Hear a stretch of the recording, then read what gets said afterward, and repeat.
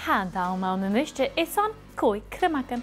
Agus nach thorsing súil aniu if na Còig dèideagan a seart le Cait. Ik arif y Còig solas i'r fala nio idd y lwar nuiste bi onarach had de hen le hiw y torch gan chacht y fain ach le fi y gra syng is tyllu Cait y fi y rwy y stili y dolis. Ik adu y ceihydd each eth slot. Cwdi Cait siachad yn behe y dol as y iau agus cwdi tŵs y siachad o fehe y clwych cwlarw. Fatan y siart rwyt y gynnyn y soringaif y ianw lo hen. Ik arif y tri tunnelen nuiste chan je latio y corset nis y hulle cacht ach ganioing is tulle wiega y ianw chan je dat na siawr.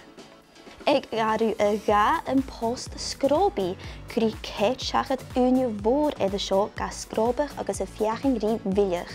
Gyn môr an ardis fe mira. Agus mi gydig ik arif y hwn. Hasing y doledesh gyn y dèideagan bwynydioch knach snaal.